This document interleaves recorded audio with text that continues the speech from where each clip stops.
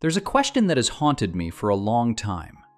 Why does a weed push through thick concrete while the tomato plant in your garden dies after just 2 days without water? Have you ever noticed that? Have you ever seen a dandelion growing from a crack in the asphalt in the scorching July sun? No water, no loose soil, and it still reaches upward, lush, healthy, even blooming. Meanwhile, those tomato plants you nurture like children, watered on schedule, fertilized precisely, carefully staked, collapse after a single rainstorm. Something isn't right here. Something we've been lied to about. The modern agricultural industry has spent decades breeding weak plants. Tomato plants that need cages because their stems can't support themselves. Lettuce beds that need daily drip irrigation because their roots are only a few centimeters long. Hybrid vegetables that can't reproduce themselves, forcing you to buy new seeds every season. They've turned gardening into an endless chain of dependency. And they've succeeded in convincing us that this is normal. But it's not normal. It never was. Look at the plants growing wild along the roadside. No one waters them. No one fertilizes them. No one shelters them. Yet they live. Not just live, they thrive, they spread, and year after year they return without any human hand. The best plants don't need us at all. They just need a place to stand and time. That's the truth we've been taught to forget. That there's a completely different world of plants out there. A world where plants don't need you. They need you to leave them alone. These plants were here millions of years before humans appeared. They survived ice ages, scorching heat waves, salty and barren soils. And they're still here, waiting for you to rediscover them. Today, Garden Center Point is taking you on a journey to build an immortal garden. 12 plants, 12 botanical warriors. But this isn't a list for you to memorize and forget. This is an invitation. An invitation to step out of the system that made you believe gardening is hard. An invitation to rediscover the truth that nature doesn't need us. We are the ones who need it. And stay until number 2. There, you'll meet a plant that ancient Greek soldiers carried into battle. But that's not why it's on this list. The real reason is even more astonishing. Once it takes root, it spreads through underground rhizomes, forming mats of vegetation that are nearly impossible to eradicate.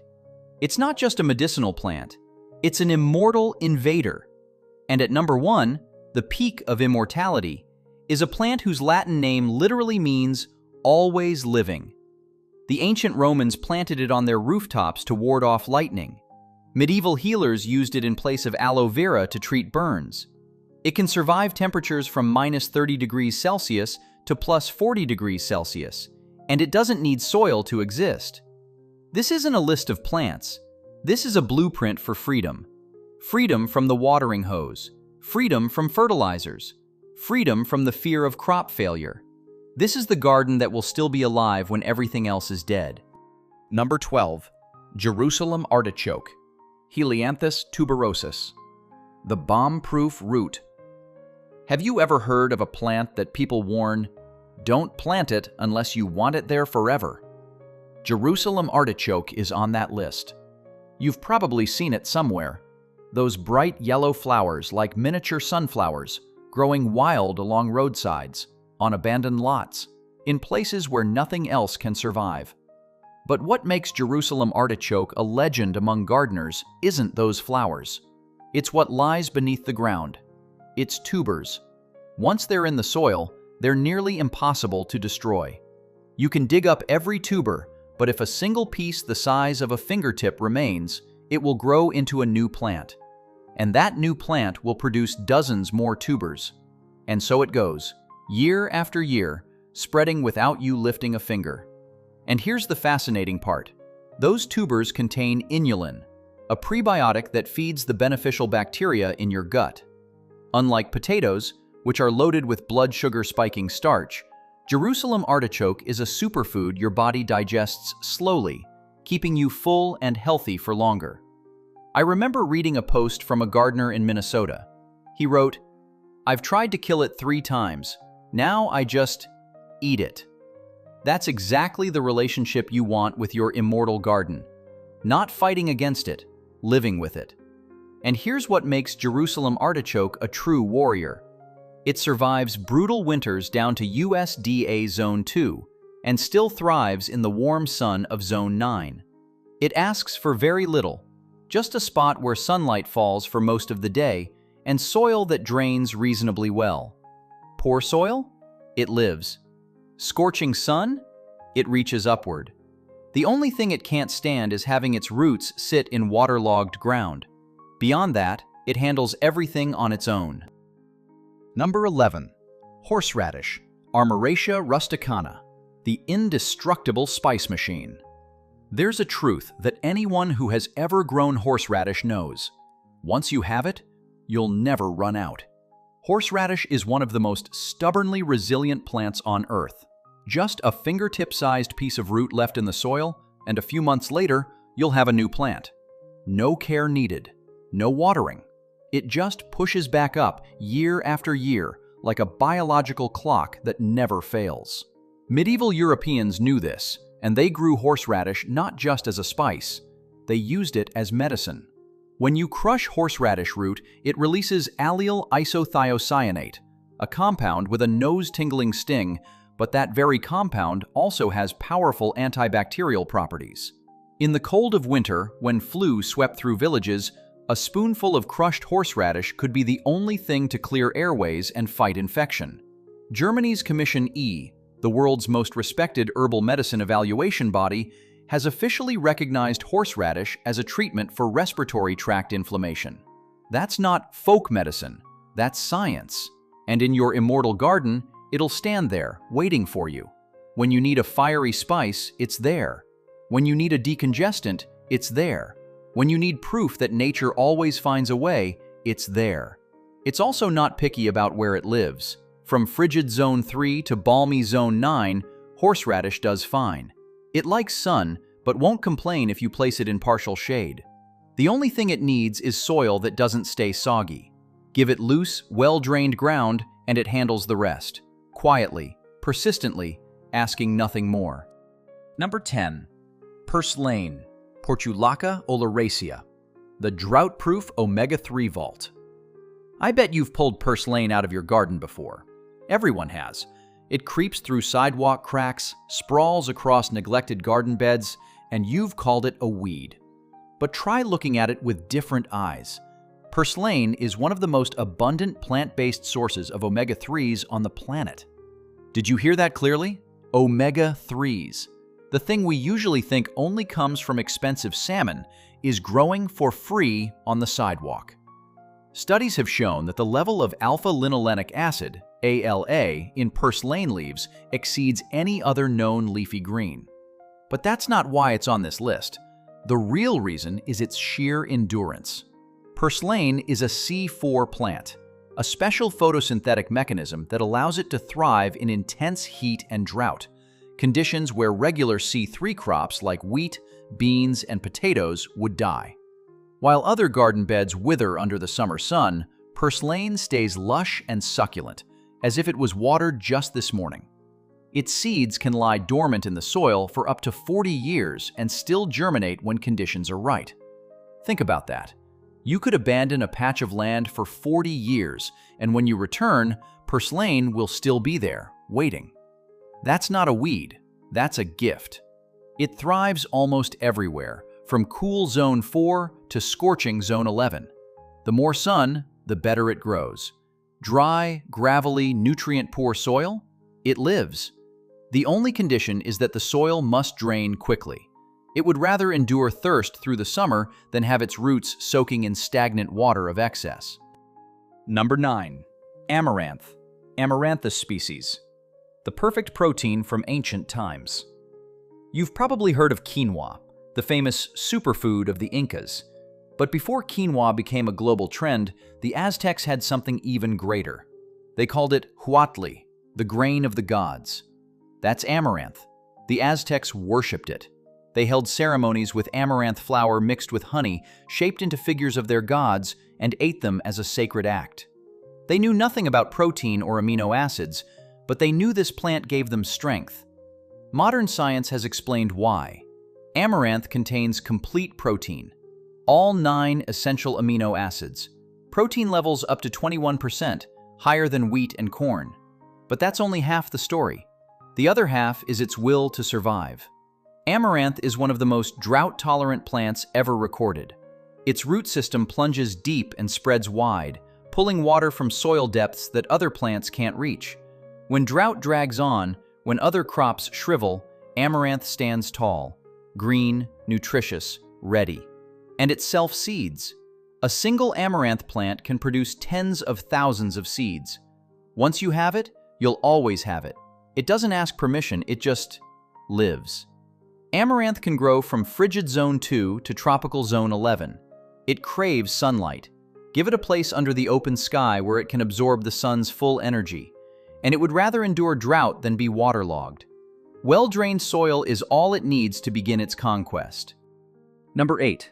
Fennel, Feniculum vulgare, the beneficial invader. If you ask any gardener about fennel, you'll get one of two reactions.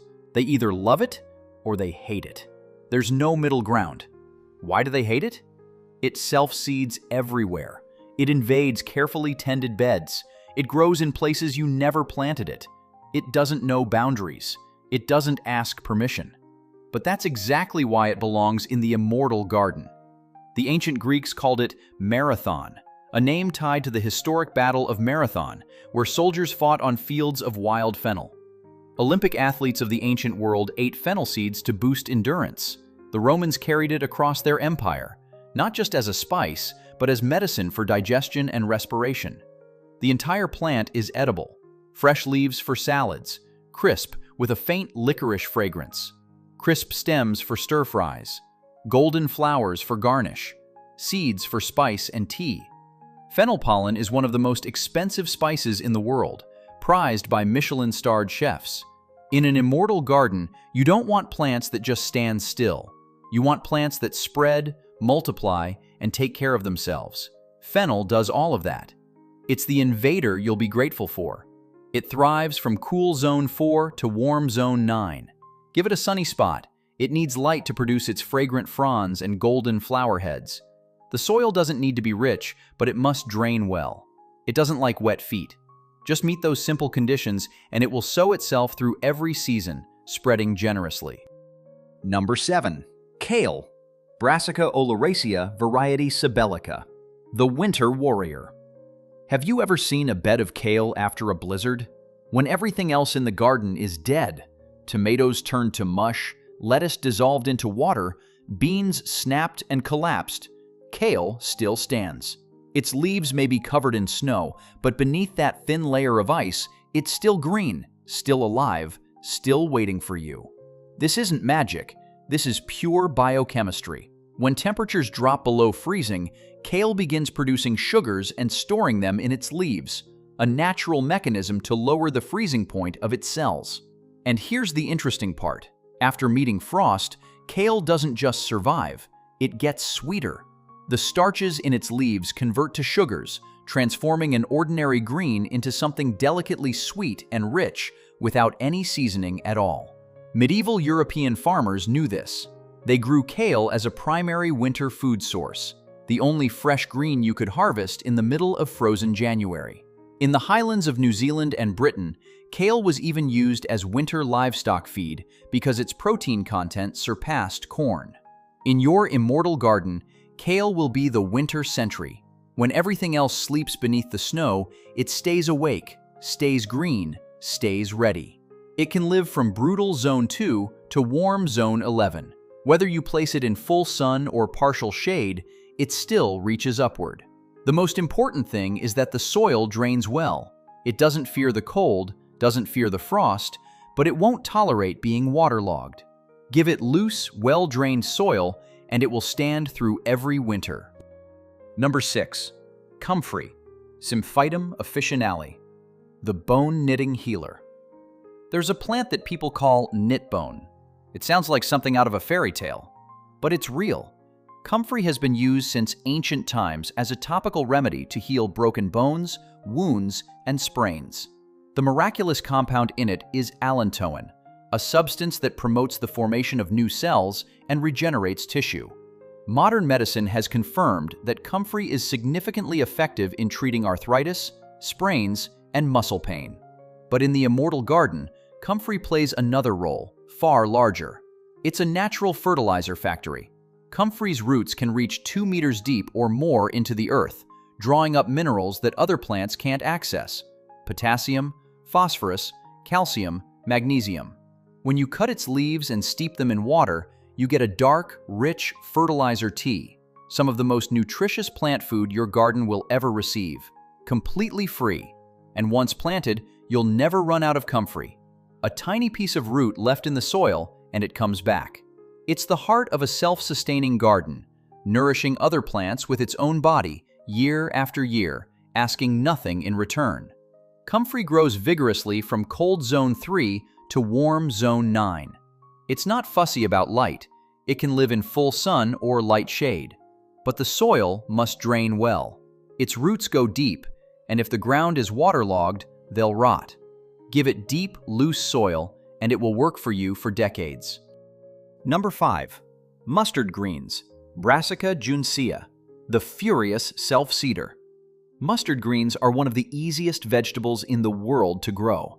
But don't let that ease fool you. Behind those lush green leaves is a staggering nutritional machine. A single cup of raw mustard greens provides a significant portion of your daily vitamin A, C, and K needs, along with calcium, iron, and fiber. And unlike many other greens that turn bitter and tough when the plant begins to flower, mustard leaves stay tender and flavorful. It's one of the most forgiving vegetables you can grow. But the real power of mustard greens in the Immortal garden lies in its ability to self-seed. A single mustard plant can produce thousands of seeds. Those seeds fall to the ground, lie dormant for months, and sprout right on time the following spring. You don't need to sow, you don't need to tend. When you need food, it's there. And one more thing, mustard plants also act as a natural soil fumigant. Their roots release compounds that help kill certain soil-borne pathogens. It doesn't just feed you, it protects your garden. A silent bodyguard disguised as a weed. It lives from cold zone 2 to hot zone 11. Full sun or partial shade, either works. The soil just needs to drain. It doesn't need to be rich. It demands nothing, but gives so much. Number 4. Saltbush, Atriplex halamus, the desert warrior. Imagine a plant that can live in soil as salty as seawater. A plant that needs no fresh water, no good soil, and still stays green under the scorching desert sun. That's not science fiction, that's saltbush. Saltbush is a halophyte, a plant that evolved to survive conditions that would kill 99% of other species. It grows in the driest and saltiest regions on Earth, places where even weeds can't survive. Its leaves are silvery gray, coated in fine hairs that reflect sunlight and conserve water. A masterpiece of evolution. But here's the important part. Saltbush leaves are edible. They can be eaten raw in salads, lightly salty, crisp, and rich in protein. The seeds are also edible. In Australia, indigenous people have used saltbush as a food source for thousands of years, long before the first Europeans set foot on the continent. Saltbush thrives in warm regions, from zone 7 to zone 10. It needs full sun. The more sun, the stronger it grows. And the soil must drain extremely well. It would rather live in dry, rocky sand than in moist ground. For those living in arid regions, or anyone preparing for a future where irrigation water may become scarce, saltbush is the answer. It doesn't need water. It doesn't need good soil. It just needs to exist. And it does that perfectly. Number 3. Good King Henry, Chenopodium bonus henricus, the poor man's asparagus. Before spinach became common, before asparagus became an expensive delicacy in fancy restaurants, European peasants had something even better. They had Good King Henry. This is a humble perennial vegetable that regrows for decades without replanting, providing food in early spring when everything else is still sleeping. The name poor man's asparagus isn't an insult, it's praise. The young shoots of Good King Henry can be harvested and cooked just like asparagus, mildly sweet, crisp, and nourishing. The young leaves cook like spinach. The unopened flower buds cook like broccoli. 3 vegetables in 1 plant, and it survives under 2 feet of snow for weeks in regions where temperatures plunge to -31 degrees Celsius, then regrows lush and green in spring as if nothing ever happened. It makes me sad to think about good King Henry.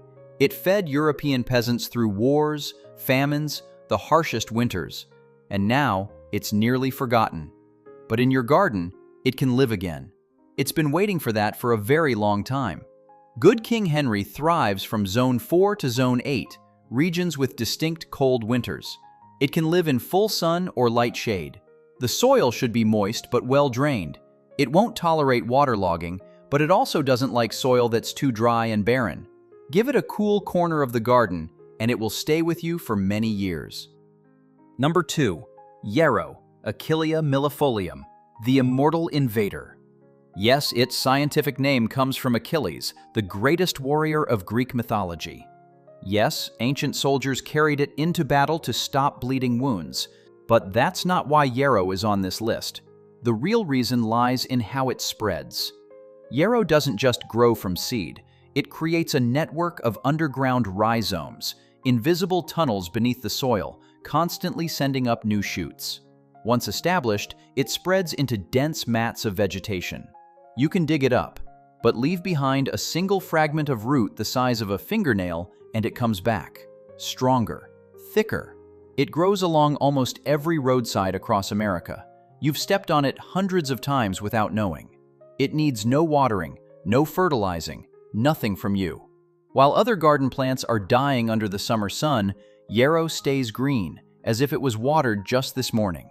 It's not just a medicinal plant, it's an immortal invader, exactly what you want in your garden when everything else has collapsed.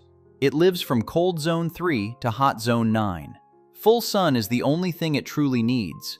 Barren, dry, gravelly soil, it still thrives. As long as the ground isn't waterlogged, it handles everything else. Number 1. House leek, Sempervivum tectorum, the plant that always lives. And finally, the peak of immortality, Sempervivum. In Latin, that name literally means always living, and it's not exaggerating. House leek originates from the high mountains of Europe, where it grows on bare rock in narrow crevices with almost no soil. Temperatures there can swing from -30 degrees Celsius in winter to +40 degrees Celsius in summer, and house leek still lives. Meters of snow? It waits. Scorching sun on stone? It endures. Not a single drop of water for months? It stays succulent, stays green, stays alive. The ancient Romans planted it on their rooftops to ward off lightning and fire. They believed it protected the home from supernatural forces. Medieval healers crushed its leaves to apply to burns, wounds, and insect bites, a European version of aloe vera. Modern science has confirmed its antibacterial and anti-inflammatory activity. But the true power of house leek is this. You can pull off a single leaf, place it on any surface with a bit of soil, and it will grow into a new plant. No care needed, no watering. It's almost impossible to kill. It lives from cold zone 3 to zone 8. It needs sun, but can tolerate light shade. The only survival requirement is that the soil must be truly aerated and must never hold standing water. It would rather live on a dry, scorching rock than in moist soil. In an immortal garden, house leek is the ultimate symbol. It doesn't just survive. It doesn't just exist. It whispers a truth to you that you forgot long ago. Life always finds a way. Always. 12 plants. 12 reminders that nature is not fragile as we've been taught. It is strong. It is resilient, and it does not need us. We are the ones who need it. Do you see what's happening? While we've been convinced that gardening means watering every day, fertilizing every week, buying new seeds every season, these plants have quietly been proving the opposite. They've survived the harshest conditions without any human hand. And they're ready to live in your garden, demanding nothing, complaining about nothing, simply existing and giving. Every plant you grow from this list is a declaration that you refuse to be a slave to your garden, A declaration that you don't need the system to feed yourself. A declaration that you understand the true law of nature. The strong survive. And sometimes, the best way to tend a garden is to get out of its way. So, the final question I want to leave you with today is, which warrior will you start with? The Jerusalem artichoke, an underground food bank? The kale, a frost-proof vitamin vault? Or the house leek, the plant that carries in its very name the promise of always living? Let me know in the comments. This is Garden Center Point, where we dig up the truth, return knowledge to the gardeners, and never apologize for it. See you in the next video.